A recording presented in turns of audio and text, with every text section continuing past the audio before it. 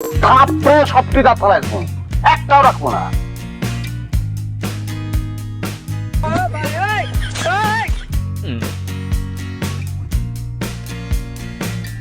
তুমি কে?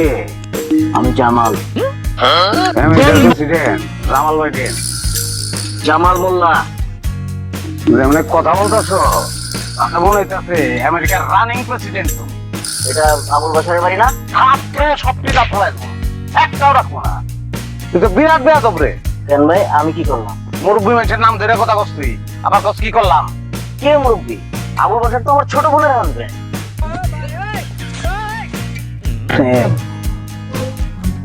আপনি স্বামীর বড় ভাই হয়ে যান? হ্যাঁ, আমি সাবিনার আপন খালাতো ভাই, ঢাকায় থাকি। বিয়ের সময় ছিলাম না। ওই আবুল বাসার ও তো নির্বোধ মাথা বোনা টাইপের একটা লোক। বলেন কি করছে তাদের? আরে ওই যে মেয়ে দেখতে গিয়ে এসে বিয়েটা করে নিয়ে আসছে, আমরা কেউ থাকতে পারলাম না।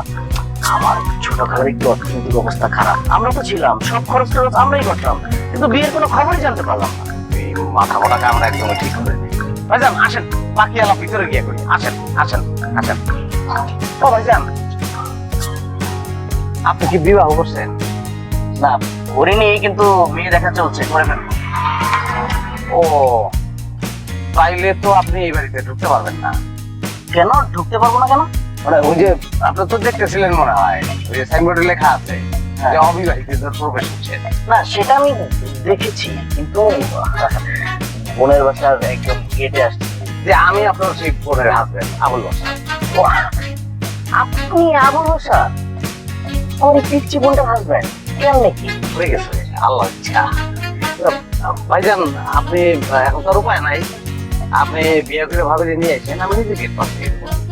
না, মানে হয়েছে কি, ওই গেট পর্যন্ত আসছি, ছোট বোনটাকে যদি একটু দেখিয়ে দিতে পারতাম। ভাইজান যা গেটের ভিতর যারা ঢুকতে চেষ্টা করে তাদের মারা হয়। কে মারে? বিয়ার করতে হবে। ও আচ্ছা, ওই মিষ্টি কাপড়, কিছু ফলমূল নিয়ে আসছে। সমস্যা নাই, আপনার বোনকে আমি দিয়ে দেবো। দেন আমার কাছে দেন।